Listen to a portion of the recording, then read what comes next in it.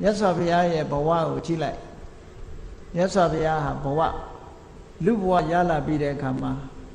အသက်80တတ်တော်80လူလောကမှာနေထိုင်ခဲ့တယ်တတ်တော်80ဘုရားဘဝနဲ့45နှစ်နေထိုင်ခဲ့တယ်တရားကျင့်တဲ့အချိန်ကနှစ်ပေါင်း6နှစ်လောကီစိတ်ရင်ခံစားပြီးတော့မင်းသားဘဝနဲ့နေတာက29နှစ်ဟောဘုရားလောင်းလေးမွေးဖွားလာပြီးတော့ရွှေနှန်းစည်းရင်ခံစားနေတဲ့29နှစ်အတွင်းမှာအခက်အခဲတစ်စုံတရာရှိခဲ့တယ်ဆိုတာမှတ်တမ်းထဲမှာမရှိဘူးเนาะမှတ်တမ်းမှာမှတ်ထားတာမရှိဘူးအေး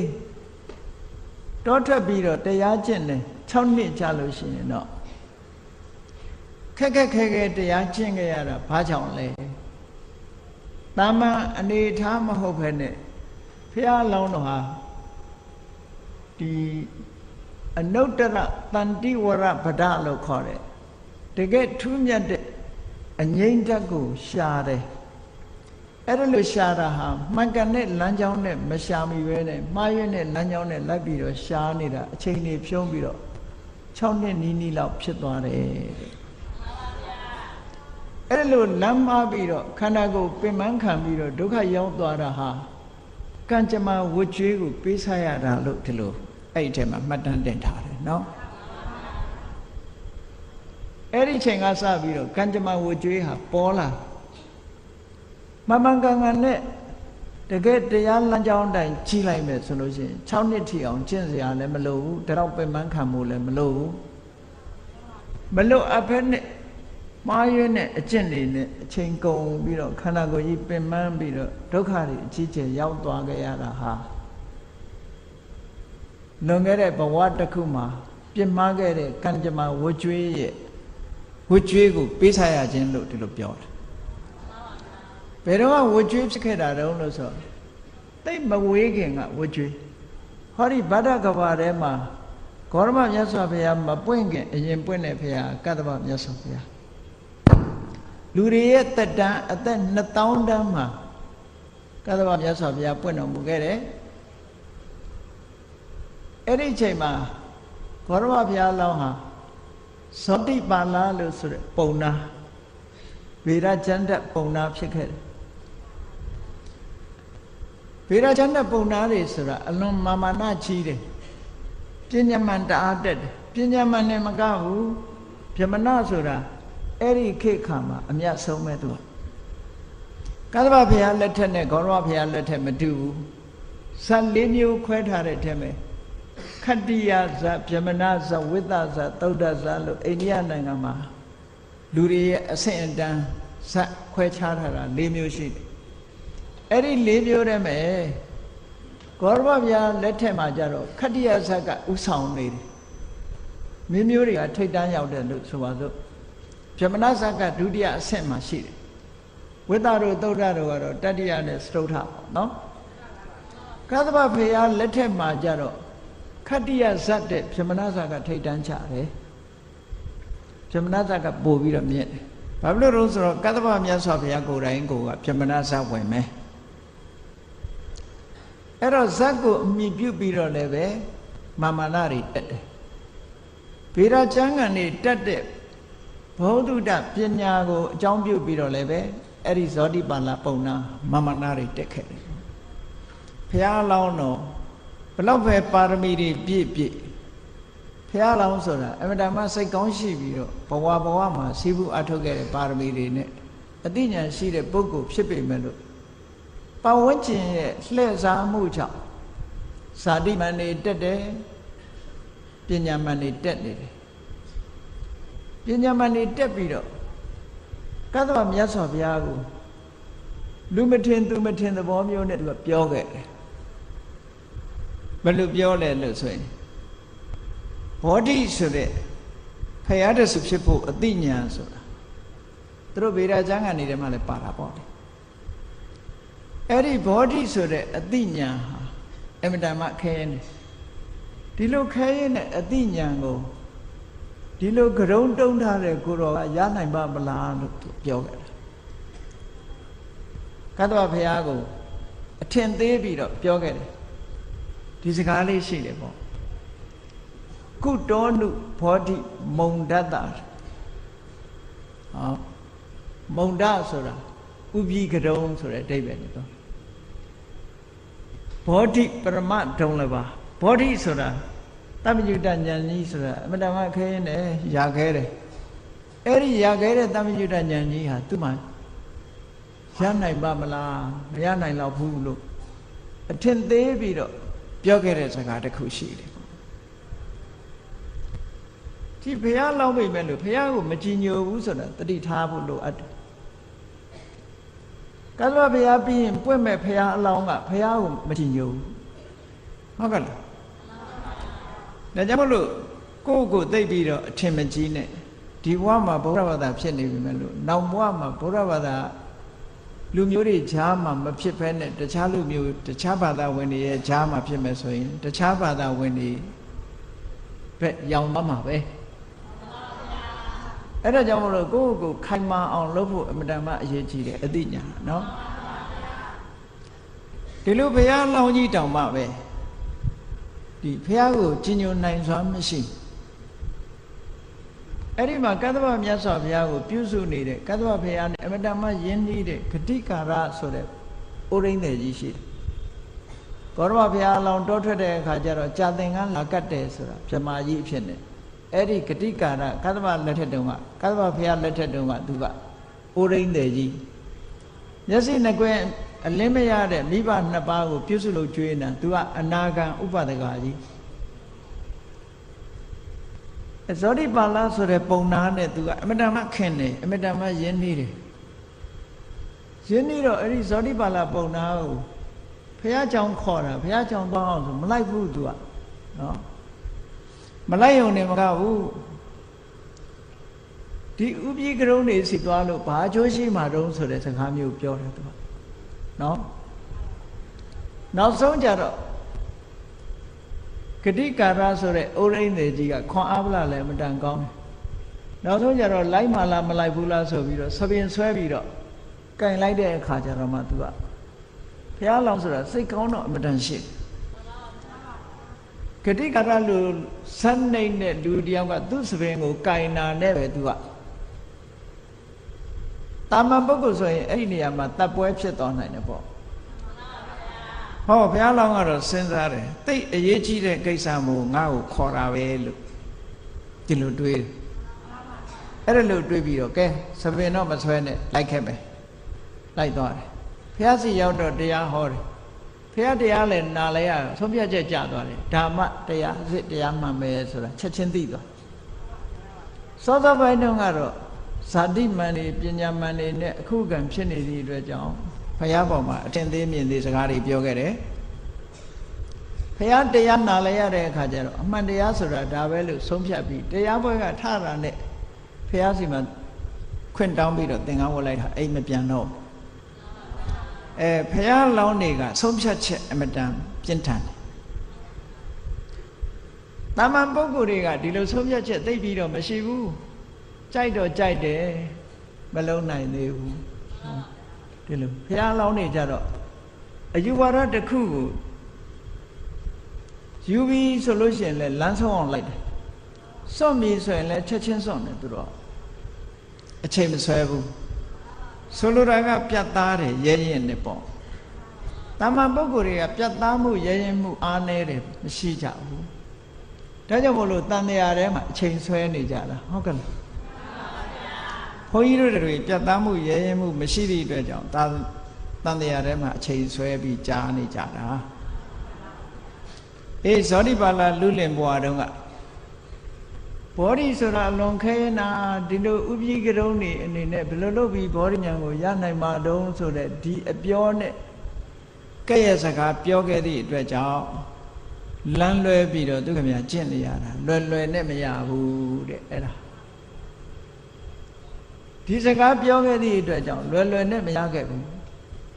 6နှစ်ပတ်လုံးလမ်းလွဲပြီးတော့ဘုရားလောင်းဟာကျင့်ကြံကြိုးကိုအထောက်ခဲ့ရတယ်ပင်မဆင်းရဲစွာလမ်းရှာမတွေ့နိုင်ဘူးအတော်နဲ့အဲ့ဒါဟာ ဝတ်ကြွေးကိုပေးဆက်လိုက်ရတာပဲလို့ဒီလိုပြောတာနော်အဲ့ဒါဘဝမှာဝတ်ကြွေးကိုပေးဆက်လိုက်ရတာဒါဒီတစ်ခုပဲဒီတစ်ခုဟာဝတ်ကြွေးကိုပေးဆက်လိုက်ရတယ်ဒါကြောင့်မို့လို့အမတမမြင့်မြတ်တဲ့ပုဂ္ဂိုလ်တွေနဲ့ပတ်သက်ပြီးတော့ဝစီကံမျိုးပြမှားတဲ့စကားမျိုးမပြောမိအောင်ဘုန်းကြီးတို့တွေဆင်ခြင်ဖို့လိုအပ်တယ်တဲ့ဒီကံကြမ္မာဝတ်ကြွေးကကိုယ်တိုင်လုပ်ခဲ့တာဖြစ်သောကြောင့်ဒီကံကြမ္မာဟာကိုယ်တိုင်ဆောင်ရွက်ခဲ့တဲ့ကံဖြစ်သောကြောင့်ကိုယ်တဏ္ဍာမှာကြွေးအနေနဲ့တင်ရှိနေတယ်ဒါကြောင့်မို့ပေးဆက်လိုက်ရတယ်တဲ့6နှစ်ပတ်လုံးဒုက္ခရစရိယာကျင့်ပြီးတော့ပေးဆက်လိုက်ရတယ်6နှစ်ကျင့်တဲ့အကျင့်ဟာဘာမှအထောက်အကူမဖြစ်ဘူးပြင်မယုံတက်တက်ပဲလို့ဆိုလို့တယ်နော်အဲ့ဒီဒုက္ခရစရိယာအကျင့်ကိုကျင့်လို့ဖျားဖြစ်တာမဟုတ်ဘူးလမ်းလွဲပြီးတော့လိုက်နေတာခန္ဓာကိုယ်ပြင်မယုံပဲမှန်ကန်တဲ့လမ်းကြောင်းဟာနောက်မှတွေ့သွား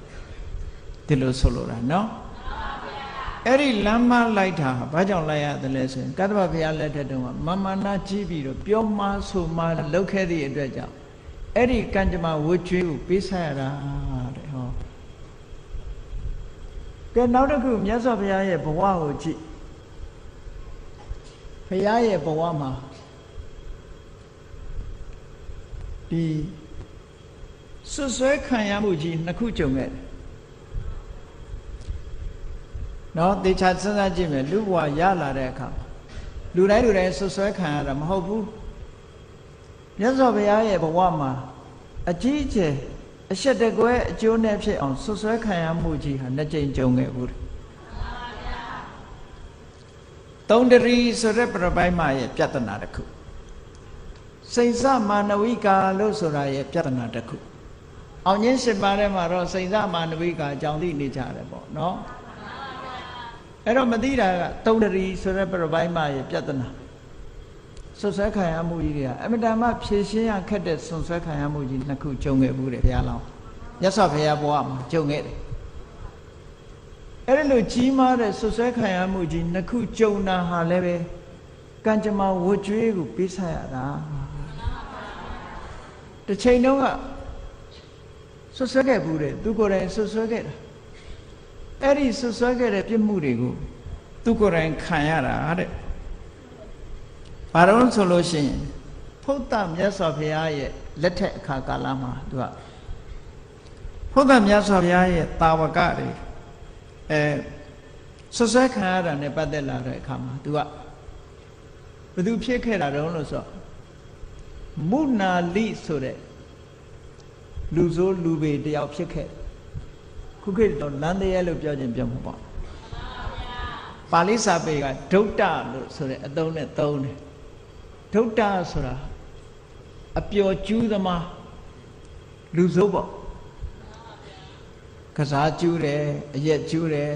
ကာမကျူးတယ်ဆိုတဲ့အဲ့ဒီအပျော်ပါလိုက်စားပြီးတော့မကောင်းတာဆိုအကုန်လုံးတဲ့လူမျိုးကိုဒုဋ္ဌလို့ခေါ်တယ်ပေါ့ကျင့်ကြုတ်ကအဲ့ဒီမုနာလိဆိုတဲ့ဒုဋ္ဌဘဝမှာလူဆိုးဘဝမှာသူကသူရပိဆိုတဲ့ပိစိကဗုဒ္ဓမထေရပိစိကဗုဒ္ဓအရှင်မြတ်ကိုသူကဆွဆွဲခဲ့ဘူးတယ်မဟုတ်တရုံနဲ့မတော်မတရားဆွဆွဲခဲ့တယ်နော်တကယ်ပိစိကဗုဒ္ဓကိုသွားပြီးတော့ဆွဆွဲခဲ့တာအဲ့ဒီဆွဆွဲခဲ့တဲ့ပြဿနာကံကြမ္မာကြောင့်ဒီဘဝမှာအကြီးအကျယ်ဆွဆွဲခံရတယ်ဘယ်လိုဆွဆွဲခံရတော့ဆိုဒီပြဿနာကဒီဆွဆွဲမှုကြီးကဘယ်မှာဖြစ်တော့ဆိုတာဝတိပြည်မှာဖြစ်တယ်တာမန်ပုဂ္ဂိုလ်ဆိုရင်ဖြေရှင်းဖို့ရအမြဲတမ်းခက်ပါမြတ်စွာဘုရားကိုကြီးညိုတဲ့ပုဂ္ဂိုလ်တွေကအလွန်များတယ်ယဟန်တွေကိုကြီးညိုတဲ့ပုဂ္ဂိုလ်တွေကလည်းအမြဲတမ်းများတယ်ဒါကြောင့်မို့လူတွေကလှူကြတန်းကြဘုရားအကြောင်းတော်ကိုသွားကြလာကြလှူကြတန်းကြဆိုတော့တစ်ဖက်ဘာသာကြားတွေမှာရှိတယ် provide ကြီးညိုမဲ့လူမရှိဘူးမေးမဲ့လူမရှိဘူးလာမဲ့လူမရှိဘူးအဲ့ဒီအခြေအနေမျိုးရောက်သွားတဲ့အခါကျတော့ဟိုတစ်ဖက်ကဒါလူရဲ့တဘာဝကိုစဉ်းစားကြည့်ပေါ့တစ်ဖက်ကသိတ်ကြီးပွားနေပြီးတော့တစ်ဖက်ကလုံးဝနှိမ့်ကျသွားတယ်ဆိုရင်အဲ့ဒီတစ်ဖက်ကဘာလုပ်မလဲမနာလိုတွေဖြစ်လာတာပေါ့နော် အဲ့ဒီ provide တွေကမနာလို့ဖြစ်လာတဲ့အခါကျတော့လောက်ကြံဆွဆွဲမှုကြီးတစ်ခုဖန်တီးကြယုတ်တိရှိအောင်သူတို့ဘယ်လိုဖန်တီးတုံးလို့ဆိုတော့သူတို့ provide တွေထဲမှာအမျိုးသမီး provide မလေးတွေလည်းရှိငယ်ငယ်ရွယ်ရွယ်တွေသုံးတရီဆိုတဲ့ provide မလေးကရုပ်ဆင်းကအမတန်မှချောမောလှပါတယ်ငယ်လဲငယ်တယ်အဲ့တော့သူ့ကိုတိုက်တွန်းကြတယ်ဆွဆွဲဖို့ရအတွက်သူ့ကိုအသုံးပြုကြတယ်ပေါ့သူကဘာလုပ်ပေးရမလဲလို့ဆိုရင်နေ့စဉ်ဘုရားကျောင်းတော်ကဒကာဒကမတွေတရားနာပြီးအပြန်မှာသူကကျောင်းတော်ဘက်ကိုသွားရတရုပ်ဆောင်တာပေါ့လေခုခေတ်လို့ဆိုလို့ရှိဟုတ်ကဲ့လူတွေကတွေ့တယ်သုံးတရီပဲသွားတာတော့ဆိုရင်ဇေရုံအကျောင်းသွားမလို့အဲ့ဒီအပြောလေးနဲ့သူကဇေရုံအကျောင်းကိုနေ့တိုင်းသွားတာညနေဝင်ချိန်ဆိုရင်ဇေရုံကျောင်းသွားပြီကျန်တဲ့လူတွေကဘုရားဘူးတရားနာပြန်လာရင်သူကဇေရုံကျောင်းပဲသွားတယ်သို့တော့ဇေရုံကျောင်းသားရောက်တဲ့အခါကျတော့အဲ့ထဲမဝင်ဘူးလှက်ပတ်ဝင်လာပြီးတော့တခြားလမ်းကနေထွက်သွားတယ်ပေါ့ဘာဖြစ်လာအောင်လို့ဆိုလူတွေတန်တရားဖြစ်လာအောင်လုပ်တဲ့သဘောပေါ့နောက်အဲ့ဒါလိုအများသိလာအောင်ညနေတိုင်းဇေရုံအကြောင်းသွားတယ်ဆိုတာလေးကပတ်ဝန်းကျင်ကပြောဆိုလာတဲ့အချိန်လေးမှာဘာလို့တုံးဆိုတော့အမတန်ရက်ဆက်တဲ့အကြံပဲသုံးတရီကိုလူသားသမားငှားပြီးတော့တပ်လိုက်တယ်တပ်ပစ်ပြီးတော့သုံးတရီရဲ့အလောင်းကိုဇေရုံအကြောင်းထဲမှာသွားပြီးတော့ပစ်ထား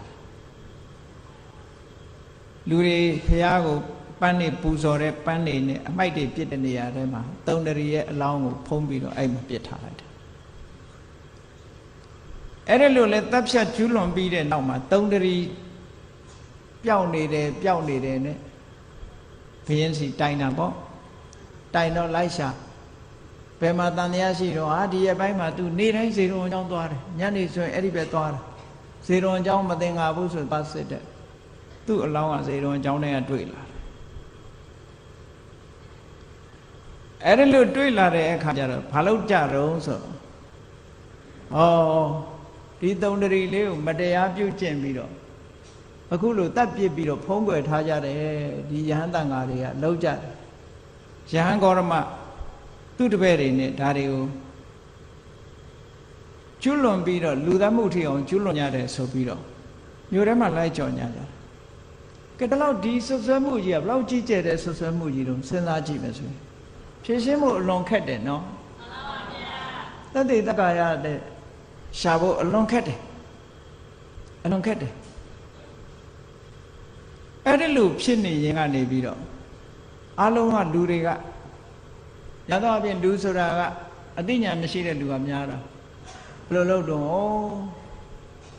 ဂေါရမဘုရားနဲ့တပည့်တွေတော်တော်ဆိုးတာပဲသုံးတရီကိုမတော်မတရားလုပ်ပြီးတော့တပ်ဖြတ်ထားကြတယ်တပ်ဖြတ်မှုကျွလွန်တဲ့နဲ့ဆိုပြီးတော့ဒီလိုအိုးအတောင်းလည်းဖြစ်နေတဲ့အချိန်မှာဘာဖြစ်လာယဟန်တန်ဃာတွေမြို့ထဲရွာထဲဆုံးခံသွားတယ်ဆိုလို့ရှိရင်ဆဲကြတယ်အတင်းပြောကြတယ်မဟုတ်တာတွေပြောကြတယ်ဆိုယဟန်တန်ဃာတွေမျက်နှာမလှဘူးပေါ့ဆုံးခံသွားဖို့ယဟန်တွေကမြို့ထဲကိုမသွားရဲအောင်ဖြစ်လာတယ်ပေါ့အခြေအနေကအဲ့ဒါလောက်ထိအောင်ဆိုးလာနောက်ကြတော့သူတို့လှုပ်တဲ့လှုပ်ရဟာပေါ်လာငှားရမ်းပြီးတော့တတ်တဲ့လူသားသမားတွေကအရက်သမားတွေဆိုတော့သူတို့အရက်တော်ရင်တော့ဟုတ်လားထရင်မှုတော့နွားကိုပေါ်ကျွဲကိုပေါ်ဆွာသူတို့တတ်တယ်ဆိုတာပေါ်လာတဲ့အခါကျတော့အဲ့ဒီအကြောင်းကိုစုံစမ်းထောက်လှမ်းနေတဲ့ပုဂ္ဂိုလ်တွေကဒီစကားလည်းကြားရောစုံစမ်းတော့တာပေါ့ဖမ်းပြီးတော့မေးတဲ့အခါကျတော့ဟုတ်တယ်သူတို့တတ်တယ်ဘယ်သူကတတ်ခိုင်းတာတော့ဆိုပရပိုက်တွေကတတ်ခိုင်းတာဆိုတော့သူတို့ရဲ့လောက်ရကြီးဟာအဲ့ဒီမှာပြန်ပေါ်သွားတာဒီဆွဆွဲမှုကြီးဟာကြည်တာမန်အနေနဲ့ဆိုဖြည့်ရှင်းမှုအမတန်ခဲရင်နေမြတ်စွာဘုရားဟာအခုလိုဆွဆွဲခံရတာဟာဘာကြောင့်လို့ဆိုလို့ရှိရင်မုနာလီဆိုတဲ့လူဆိုးဘဝတုန်းကပိဿကဗုဒ္ဓတစ်ပါးကိုသူကဆွဆွဲခဲ့တယ်တဲ့အဲ့ဒီဆွဆွဲခဲ့တဲ့ပြစ်မှုရဲ့ ကံကြမ္မာဝတ်ကြွေးကိုသူခုပေးစားတာတာမန်နဲ့ဆွဆွဲမခံရဘူးတဲ့နော်ဖះတောင်မှဒီလိုပေးစားရတယ်လို့ဒီလိုပြောတာတခါဒုတိယအကြိမ်ဒုတိယလို့ပြောပါစို့ဆွဆွဲခံရတဲ့ပြစ်မှုကြီးတစ်ခုပြန်ပြီးတော့ပေါ်လာခဲ့ပြန်တယ်အဲ့ဒီဆွဆွဲခံရမှုကတော့ဘာတုံးဆိုလို့ရှိရင်စိတ်စမာနရဲ့ဆွဆွဲခံရမှုအဲ့ဒါလည်းပဲခုနလိုအဖြစ်မျိုးပဲစိတ်စမာနကိုဝိုင်းပြီးတော့တိုက်တွန်းကြတယ်စိတ်စမာနကလည်းရုပ်ရည်ကလှပချောမောတော့မြတ်စွာဘုရားနဲ့ဘာလို့ပြောပြီးတော့ဆွဆွဲကြတယ်အလုံးကြားဘူးနေကြတာဒါကတော့နော်အဲ့ဒီမှာတာမန်ပုဂ္ဂိုလ်တွေမဖြေရှင်းနိုင်ဘူးတရားမင်းနဲ့နတ်သားတွေကနေပြီးစိတ်စမာနရဲ့ဖန်တီးထားတဲ့အရာကိုလူလေကောင်မှထင်ရှားလာအောင်စွမ်းဆောင်ပေးလို့စိတ်စမာနရဲ့ပြဿနာဟာရှင်းသွားတာတဲ့အနုမို့ဆိုမရှင်းဘူးဘယ်လောက်ထိအောင်ဆိုးရုံလို့ဆိုလို့ရှိရင်စိတ်စမာနမြတ်စွာဘုရားကစိတ်စာမာနဝိကာလို့စာထဲမှာရေးတယ်စိတ်စာဆိုတာမကြီးပင်ပေါ့နော်မကြီးနဲ့နာမည်ပေးထားတာလည်းဖြစ်တယ်သို့မဟုတ်မကြီးပင်မှာအမိပြုတ်ပြီးတော့မွေးတဲ့မိန်းကလေးလည်းဖြစ်ကောင်းဖြစ်မယ်ပေါ့တန်သေးတစားနဲ့သို့မဟုတ်မကြီးပင်အောက်ကကောက်ရတဲ့မိန်းကလေးလည်းဖြစ်ချင်းဖြစ်မှာပေါ့သူကိုစိတ်စာမာနဝိကာလို့နာမည်ပေးထားတယ်ရုပ်ရည်အစဉ်ချောမောလာပါတယ်သူကဘလောက်ထိအောင်ဆွတ်ဆွဲတော့ဆိုမြတ်စွာဘုရားတရားဟောနေတဲ့ပရိသတ်အလဲကောင်မှလာပြီးတော့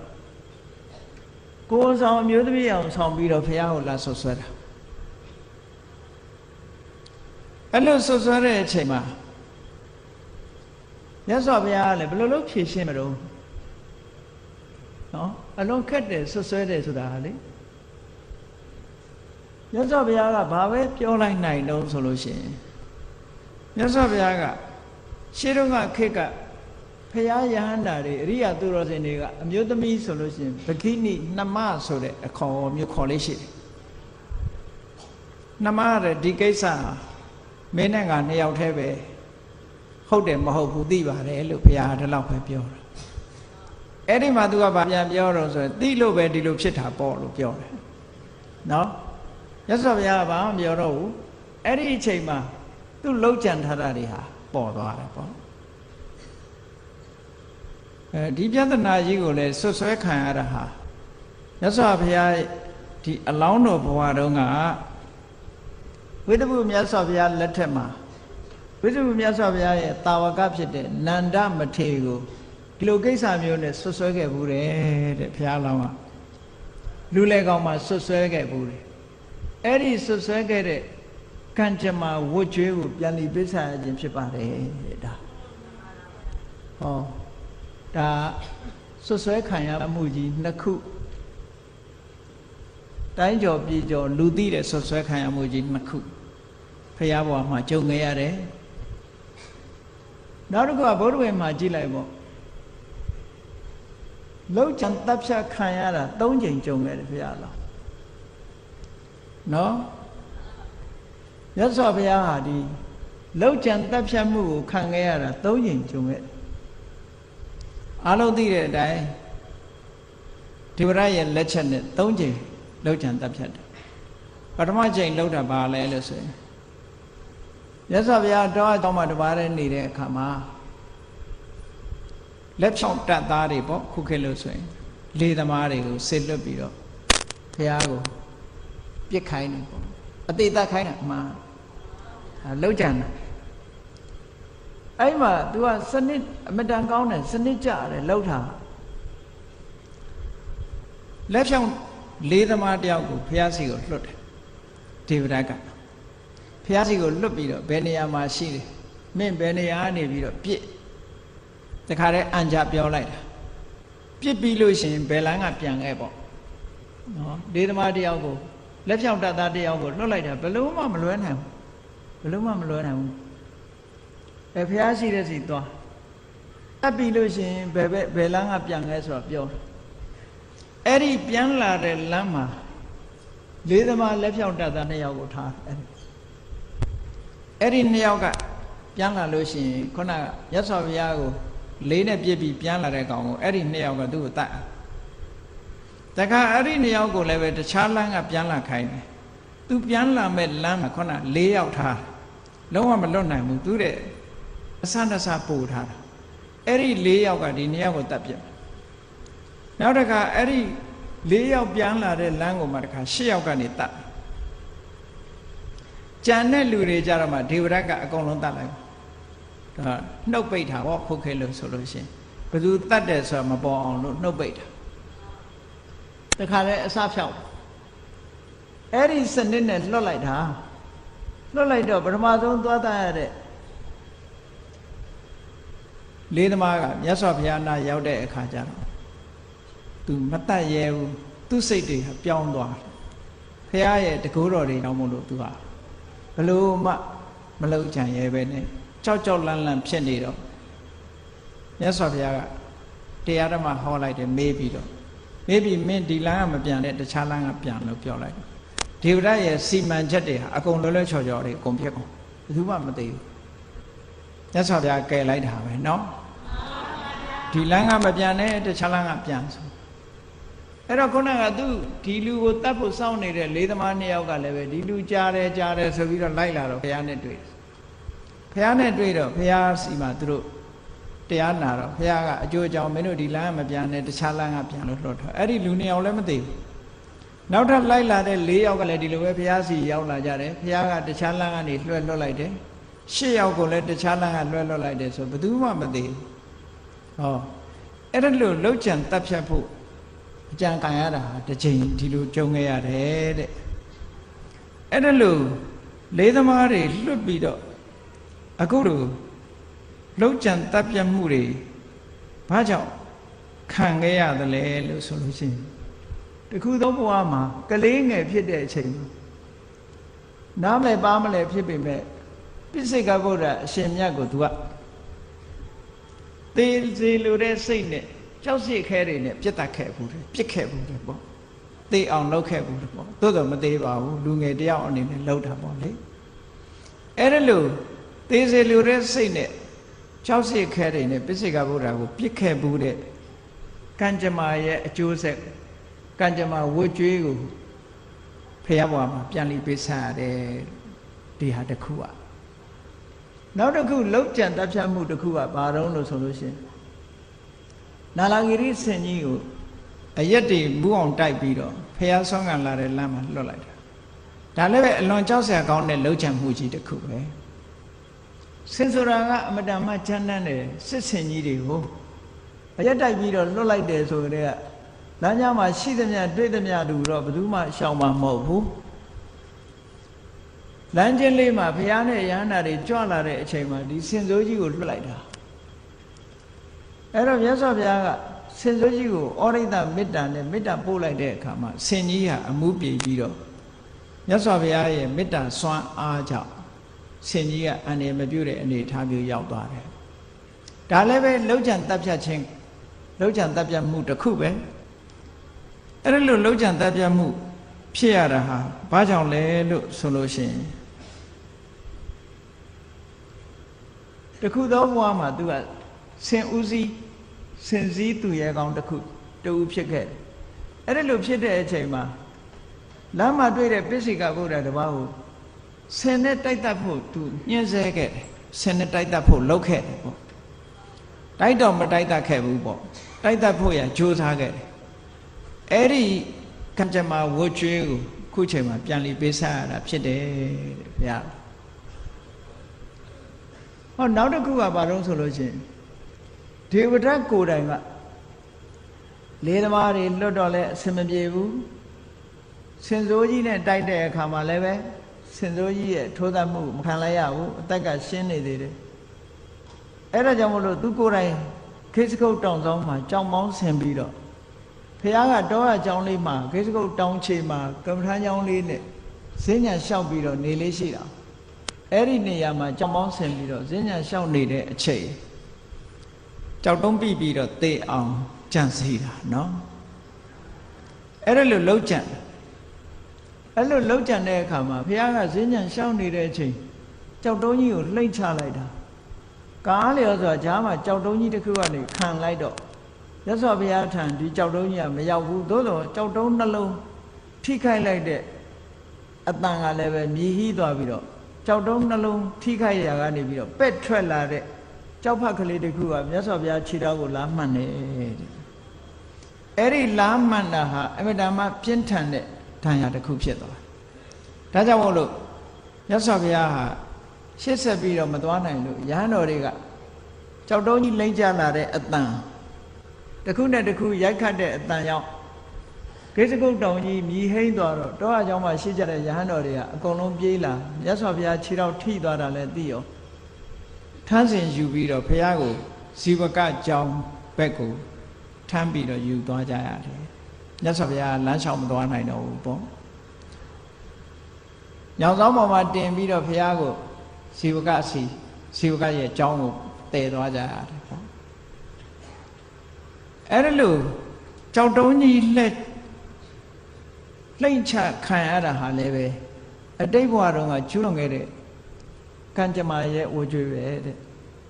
အဲ့ဒီကံကြမ္မာဝကြွေးမှာဘာလုပ်ခဲ့တာတုန်းလို့ဆိုတော့ဘုရားလောင်းတော်ဟာတခုသောဘဝမှာအဖေတူအမေခွဲညီတဝမ်းညီတယောက်ရဲ့ညီတယောက်ကိုအမွေကိစ္စနဲ့ပတ်သက်ပြီးတော့သူကတော်တဲ့ခေါ်သွားပြီးတော့ကြောက်ကဲနဲ့ထူသက်ခဲ့သူကလည်းတော်တော်ဆိုးခဲ့တာပဲเนาะအဲ့ဒါလို့ကြောက်တုံးနဲ့ထူသက်ခဲ့တယ်အမွေမပေးခြင်းလို့တပ်ပစ်ခဲ့ဘူးတဲ့အဲ့ဒီကံကြမ္မာဝတ်ကြွေးကိုပြန်ပြီးပေးစားရတာတဲ့ဖះဖြစ်တဲ့ဘဝမှာအခုလိုကြောက်တုံးနဲ့လှိမ့်ချခံရတယ်ပေါ့ဒီလိုဆိုလို့တယ်ပေါ့နောက်တစ်ခုမှာဒါကလောက်ကြံခံရမှု၃ချိန်အဆောဘုရားဘဝမှာကြုံခဲ့တယ်နောက်တစ်ခုကဘာတုံးဆိုလို့ရှိရင်ခုနကခြေတော်ကိုကြောက်တုံးလေးမှန်သွားတဲ့အခါမှာကြောက်ဖတ်ထိမှန်တဲ့အခါမှာဒဏ်ရာကအလွန်ပြင်းတယ်ဒဏ်ရာအလွန်ပြင်းတော့သွေးကြည်ဥသွားပြီးတော့သွေးတွေအတွင်းထဲမှာပုတ်ပြီးတော့ဖြစ်နေတော့ဆရာဇီဝကကြီးကဘုရားရဲ့ဒီသွေးချေဥနေတဲ့ခြေတော်ကိုဓာတ်နဲ့ခွဲပြီးတော့ယောဂကုပေးရတယ်အဲ့ဒီဆရာဇီဝကကြီးရဲ့ဓာတ်နဲ့အခွဲခံရတာဟာလည်းပဲကံကြမ္မာဝတ်ကြွေးကိုပေးဆက်ရခြင်းဖြစ်တယ်ခုခေတ်ဆေးရုံတက်ပြီးတော့ခွဲခံရတဲ့လူတွေလည်းအဲ့ဒီဝတ်ကြွေးမြတ်ပါမလားတော့မသိဘူးပေါ့နော်အဲ့ဒီမှာသူဘာဖြစ်လို့ဒီလိုခွဲခံရတာတော့ဆိုတော့သူကပတ္ထိဝဆိုတဲ့ဘယင်ကြီးဖြစ်တဲ့အချိန်တုန်းကလူတယောက်ကိုလှန်နဲ့ထိုးတတ်ခဲ့တယ်သူကစိတ်ဆိုးပြီးတော့လှန်နဲ့ထိုးတတ်ခဲ့တယ်အဲ့ဒီလှန်နဲ့ထိုးတတ်ခဲ့တဲ့ဒါလှန်နဲ့ထိုးတတ်တာကဒီအခုခြေထောက်ကိုအခွဲခံရတာကအပေါ့ဆုံးအပြစ်ကလေးနော်လှန်နဲ့ထိုးတတ်လို့ငရဲမှာနှစ်ပေါင်းများစွာခံခဲ့ရတယ်ခုနကကျူးလွန်တာတွေလည်းအကုန်လုံးငရဲကြပြီးတော့ဒုက္ခခံခဲ့ရတယ်အခုဘုရားဘဝမှာခံရတယ်ဆိုတာဝတ်ကြွေးလေးပေးစားရတယ်ဆိုတာအပေါ့စားလေးအဲ့ဒီပတ္ထိဝဘယင်လက်ထက်တုန်းကသူကလူတယောက်ကိုလှမ်းနေထိုးတတ်ခဲ့တယ်အဲ့ဒါကြောင့်မလို့သူကမြတ်စွာဘုရားဟာအခုလို့ခြေထောက်ကိုဓာခွဲပြီးတော့ခွဲစိတ်ပြီးတော့ကုသခံရတယ်လို့ဒါလည်းပဲကံကြမ္မာဝတ်ကြွေးကိုပေးဆက်ရခြင်းဖြစ်တယ်မြန်မာရာဇဝင်ထဲမှာလည်းကြည့်ဘုရင်တွေကစိတ်ကိုမထိန်နိုင်တဲ့အခါကြလို့ရှိရင်ဒါမျိုးလုံးလေးလှုပ်ထားရှိချတယ်ပေါ့နော်ဒါကြောင့်မို့လို့ဘုရားလောင်တေမီမင်းလေးကဘုရင်ဖြစ်ရမှာသိကြောက်တယ်ဘုရင်ဖြစ်လို့တိုင်းပြည်အုပ်ချုပ်ပြီးဆိုလို့ရှိရင်သူကတဏှာတတ်လို့ရှိရင်ဘုရင်လုံးလို့မှမရတာဟုတ်ညမသမိုင်းထဲမှာလည်းပဲကြည့်ပေါ့ဟာဒီမန္လေးမြို့တည်သွားတဲ့မင်းတို့မင်းကြီးရဲ့ဖခင်ရွှေဘုံမင်းလို့လည်းခေါ်တယ်တာဝရီမင်းလို့လည်းခေါ်တယ်အဲ့ဒီတာဝရီမင်းကလည်းကြည့်ညီလာခံအစည်းအဝေးမှာရင်းတော်ဝန်ကြီးကိုလှမ်းနဲ့ထိုးတယ်နန်းတော်ပေါ်မှာပဲလှမ်းနဲ့ထိုးတတ်ပြီးတော့နန်းချမ်းပြင်ကိုခွာပြီးတော့အဲ့သူ့အလောင်းကိုအောက်ချပြတ်တယ်အဲ့လိုရဲရဲဆက်ဆက်လုပ်ခဲ့ဖို့လေ ရင်းတော်ဝန်ကြီးကိုလှမ်းနဲ့ထိုးတတ်တာသူကိုယ်တိုင်အဲ့ဒီရင်းတော်ဝန်ကြီးဟာဒီမင်းတို့မင်းလက်ထက်မှာကျတော့ရင်းတော်ဝန်ကြီးရဲ့သားဘယ်သူတုံးဆိုလို့ရှိရင်ရောမင်းကြီးဥဖို့လိုက်မယ်ရောမင်းကြီးဥဖို့လိုက်ရောမင်းကြီးဥဖို့လိုက်ကလည်းမင်းတို့မင်းပြောတဲ့အခါကျလို့ရှိရင်တခါတည်းရန် तू ကမင်းတို့မင်းကဒါဆိုရင် तू ကဟိုဟာလို့ပြောချင်တယ် तू ကလည်းပညာတတ်တာနော်မင်းတို့မင်းကဒီလိုဆိုရင် तू ကဟိုလိုလို့ပြောချင်မင်းတို့မင်းနဲ့ဆက်ချင်ပဲပြောတဲ့အခါကျတော့ဘယင်ကပြောတယ်မောင်ဖိုးလိုက်ဒီလှန်ကဘသူထိုးခဲ့တဲ့လှန်တုံးဆိုပြီးတော့လှန်ပြပြီးချင်းချောက်ဖိုးတယ်နော်သူ့အဖေကိုထိုးခဲ့တဲ့လှန်အဲ့ဒါလို့ရာဇဝင်မှာမှတ်တမ်းတွေရှိတယ်ပေါ့နော်အခုလည်းဘုရားလောင်းဟာပတ္တိဝဘယင်ဖြစ်တုန်းကလူတယောက်ကိုလှန်နဲ့ထိုးသတ်ခဲ့တယ်ဒါကြောင့်မို့လို့ဇီဝကခြေတော့ဓာခွဲပြီးတော့ကုရတယ်လို့ဒါလည်းကံကြမ္မာဝကြွေးတစ်ခုပေးဆက်ရခြင်းတစ်ခုဖြစ်တယ်လို့တို့လို့ဆိုတယ်နော်နောက်တစ်ခါမြတ်စွာဘုရားရဲ့ဘဝမှာအစားအစာနဲ့ပတ်သက်ပြီးတော့ဒုက္ခရောက်ခဲ့တာရှိအခြားဆုံးမစားခဲ့ရတဲ့ဘဝဆုံးမစားခဲ့ရတဲ့ရက်တွေရှိတာတော့မှတ်တမ်းရှိတယ်သို့တော့အဲ့ဒါကိုတော့ကံကြမ္မာဝကြွေးထဲမှာထည့်မထားဘူးသို့တော့ဝေရင်စာပြေမှာမြင်းတွေကိုကျွေးတဲ့ဂျုံတွေကို3လတိတိစားမစားပဲနဲ့ဂျုံတွေကြီးပဲစားခဲ့ရတယ်မြင်းစာဂျုံတွေကိုစားအဲ့ဒါလို့စားပြီးတော့တဝါတွင်နေခဲ့ရတာနဲ့ပတ်သက်လာဒါလည်းပဲကံကြမ္မာဝကြွေးကိုပြစ်စားရတာလို့ဒီမှတ်တမ်းထဲမှာထည့်ထားတယ်နော်ဘုရားဝေရင်စာပြေကိုကြွတယ်ဝေရင်စာပုံနာကြီးကဘုရားဝေရင်စာပြေကြွလာတဲ့အခါကျတော့မြတ်စွာဘုရားကအသက်တော်ငယ်ငယ်ဝေရင်စာပုံနာကြီးကအဖိုးကြီးဆိုတော့သူကရှ िख ိုးခံနေတယ်ဘုရားကသူရှ िख ိုးတော့သူကမကျေနပ်ဘူးငါအသက်ကြီးတယ်မင်းကငယ်ငယ်လေးရှိသေးတယ်ပေါ့ငါရှ िख ိုးရမှာပေါ့လောကလူတွေဆိုလို့ရှိရင်အသက်ကြီးတဲ့လူကိုအသက်ငယ်တဲ့လူကရှ िख ိုးတာဟုတ်အဲ့တော့ဘုရားကအဲ့လိုရှ िख ိုးတဲ့အခါကျတော့သူကမကျေနပ်ဘူးမကျေနပ်တဲ့အခါမှာဘုရားကရှင်းပြသူနဲ့ပုံနာကြီးနဲ့ဝေရင်စာပုံနာကြီးနဲ့မြတ်စွာဘုရားနဲ့ဘသူကအသက်ကြီးတယ်လဲဆိုအကြီးချင်းချင်းပြိုင်ပြီးတော့မြတ်စွာဘုရားသက်ကြီးတယ်အသက်ငယ်တယ်ဆိုတာအရင်မွေးလို့အသက်ကြီးတာမဟုတ်ဘူးသီလသမာဓိပညာတွေရှိမှအသက်ကြီးတယ်လို့ဂုဏ်ကြီးတယ်ရှ िख ိုးလိုက်တယ်လို့ပြောရမယ်လို့ဆိုတဲ့အကြောင်းတွေကိုရှင်းပြနောက်တစ်ခုမှဘုရားနဲ့သူနဲ့ဘသူကအရင်မွေးတာတော့လောကအနေမှာဆိုလို့ရှိရင်ဝေရင်သာပုံနာကြီးကအရင်မွေးတာပဲသို့တော့အသိဉာဏ်ရှိမွေးဖွားလာခြင်းကြတော့ဘုရားကအရင်မွေးတာပေါ့ဝေရင်သာပုံနာကြီးကအခုချိန်ထိပဲအဝိဇ္ဇာတိဟုသောဥက္ခွန်နဲ့အမှောင်ထဲမှာပဲရှိသေးတယ်မမွေးသေးဘူးပေါ့မြတ်စွာဘုရားကအဝိဇ္ဇာတိဟုသောဥက္ခွန်ကိုခွဲပြီးတော့ဝိဇ္ဇာဉာဏ်ရလာတော့ဘုရားကအရင်လောကကြီးမှာပေါ်ထွန်းလာတယ်ဒါကြောင့်မို့ဘုရားကသူကြီးတယ်ဆိုတာကိုပြနောက်ပိုင်းတော့ဝေရင်သာပုံနာကသဘောကျပြီးတော့ဘုရားကိုကြီးပါပေးတယ်ဆိုပြီးတော့လက်ခံသွားပြီးတော့ရှ िख ိုးတယ်ပေါ့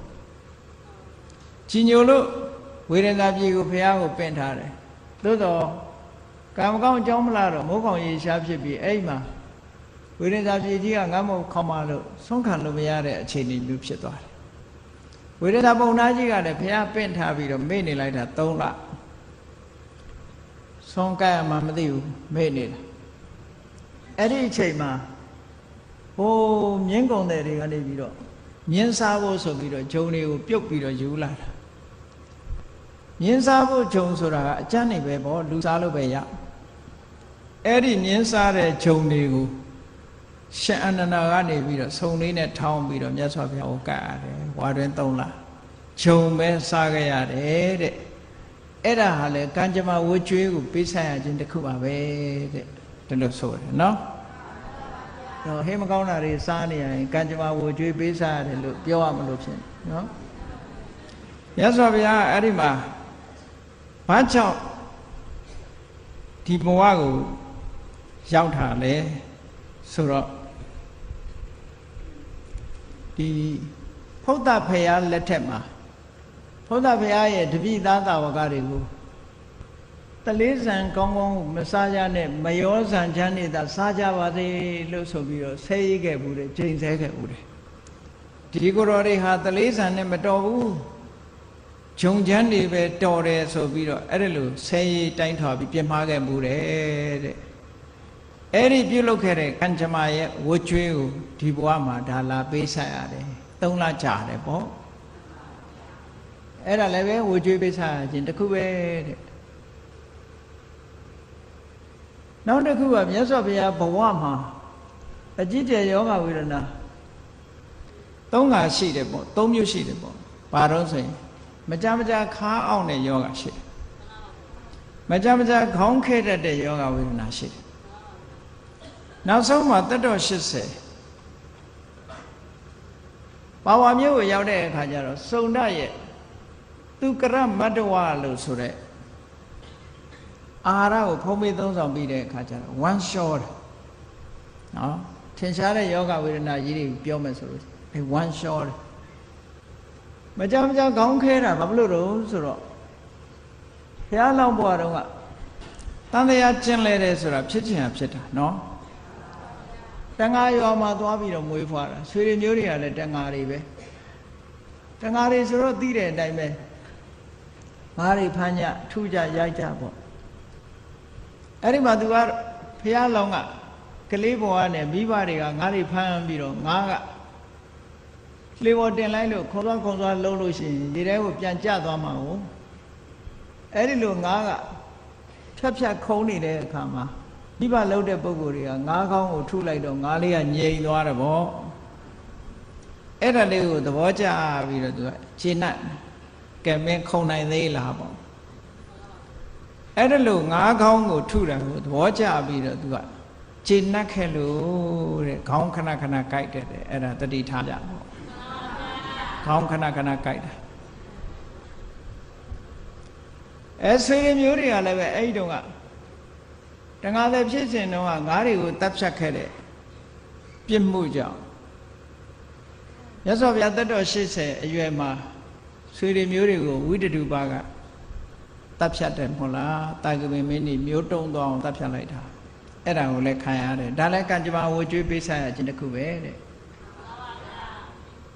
ဟောနောက်တစ်ခုကခါခဏခဏနာတာတော့ဘုရားလောင်းကလည်းတစ်ခါကျတော့သူကဘောဇင်သမားဖြစ်သေးတာလက်ဝိသမားအဲလက်ဝိသမားဖြစ်တဲ့အခါကျတော့သူကဟိုကြံတစ်ဖက်သားကိုကင်ပြီးတော့ပေါက်လိုက်တာဟိုလူကခါကျိုးသွားအဲ့ဒီခါကျိုးသွားလို့ဘုရားကလည်းမကြခါနာတရားဟောတဲ့အခါကျတော့တစ်ခါရှင်သာရိပုတ္တရာကိုဘုရားမိန့်လေရှိတယ်တန်ဃာတွေကမအိတ်ထင်သေးဘူးတဲ့ဝိကတထိနမိတ်တော်ခေါ်သာရိပုတ္တဘိက္ခုတံကိုဆိုလိုတာကပရိသတ်တွေကမအိတ်ထင်သေးဘူးနော်ဆက်ပြီးတော့ဟောလိုက်ပါငါခါနာနေတယ်နည်းနည်းလှဲလိုက်အောင်မယ်ပေါ့ပိဋ္ဌိမေအာခိလယတိတမဟံအာယမိတ်တာမိဆိုတဲ့သုတ်တံလေးတွေမှာရှိတယ်ပေါ့နော်ခါနာတယ်ခဏလှဲလိုက်အောင်မယ်ဟောတရားဟောရင်ကနေပြီးတော့ခါနာလို့ခဏလှဲရတာမျိုးတွေရှိတယ်တဲ့အဲ့ဒါဘောဇင်သမားဘဝတုန်းကသူများကိုအဲ့ဒါခါကျိုးအောင်ပြစ်ပေါက်ခဲ့လို့တဲ့အဲ့ဒီကံကြမ္မာဝကြွေးကိုပေးဆက်ရခြင်းဖြစ်ပါတယ်ခုခေတ်သူများတဲ့ထူးပြီးတော့ယောဂဖြစ်နေတဲ့ပုံကိုယ်တွေလည်းဒါကံကြမ္မာဝကြွေးပေးဆက်ရတာပဲဖြစ်မှာပဲနော်ကံကြမ္မာဝကြွေးပေးဆက်ရတာတွေပဲ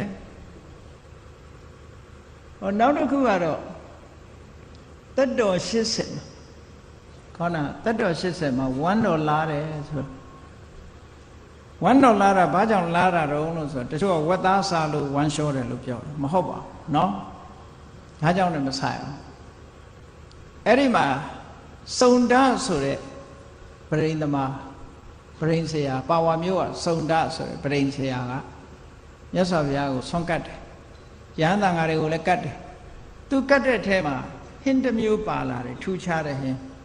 အဲ့ဒီဟင်းကိုသူကရမတ္တဝလို့ခေါ်တယ်တာမန်ကြည့်မယ်ဆိုရင်တော့သူကရဆိုတာဝက်မတ္တဝဆိုတာနုညံ့တဲ့အသားနုညံ့တဲ့ဝက်သားဝက်ပြူသားလို့ဒီလိုဆိုတယ်ဒါရှင်မဘုရားကောသာကတော့အဲ့ဒီအဓိပ္ပာယ်ကိုပဲယူတယ်နဲ့တူတယ် တနှစ်သားဝက်ပြိုသားလေးချက်ပြီးတော့ကတ်တယ်လို့အဲ့ဒီမှာဝါရတွေအများကြီးရှိတယ်သူကရမတ္တဝါဆိုတာဝက်သားမဟုတ်ဘူးတဲ့မှုတစ်မျိုးလို့ဒီလိုလည်းပြောတယ်နောက်နုကနာထမင်းတစ်မျိုးဆွန်းတစ်မျိုးလို့ဒီလိုလည်းပြောတယ်နောက်ရတယနာကျမ်းမာရေးအတွက်အထူးစီမံမြတ်စွာဘုရားကသက်တော်80ရှိနလန်ထလာကစားဝါရင်3လမှာအကြီးကျယ်ဝါဆိုဦးမှာဝေလူဝရွာမှာအကြီးကျယ်နေမကောင်းခဲ့တယ်နေမကောင်းခဲ့သည့်အတွက်ကြောင့်မြတ်စွာဘုရားကိုပို့ပြီးတော့အင်အားကြီးပြည့်အောင်လုပ်လို့ဆိုပြီးတော့သူကရမတ္တဝါဆိုတဲ့အစာအစာကိုတမင်တကာစုံသားကစီမံချက်ပြုတ်ပြီးတော့ကတ်တာတဲ့ဝါရတော့အမျိုးမျိုးရှိတယ်ပေါ့နော်အဲ့တော့ဝက်သားဖြစ်ခြင်းလည်းဖြစ်မယ်မိုးဖြစ်ခြင်းလည်းဖြစ်မယ်ဆေးတစ်မျိုးဖြစ်ခြင်းလည်းဖြစ်မယ်ပေါ့သို့တော့သေချာတာကဘာလို့ဆိုအဲ့သူကရမတ္တဝါဆိုတဲ့ဟင်းလျာထဲမှာနတ်တွေကနတ်ဩဇာတွေထည့်ကြတယ်ဘာဖြစ်လို့ထည့်တော့ဆိုမြတ်စွာဘုရားသက်တော်80အားတွေနဲနေပြီအားရှိအောင်လို့ဆိုပြီးတော့ကြွေးကြတယ်ဒကာဒကမတွေကလည်းတူတူပဲဘုန်းကြီးတွေသက်ကြီးရင်အားရှိအောင်ဆိုပြီးနင်းကန်ကြွေးတယ်နော်နင်းကန်ကြွေးတယ်အဲ့ဒီအချိန်မှာအားရှိအောင်ဆိုလို့ကြွေးရုံနဲ့မရဘူး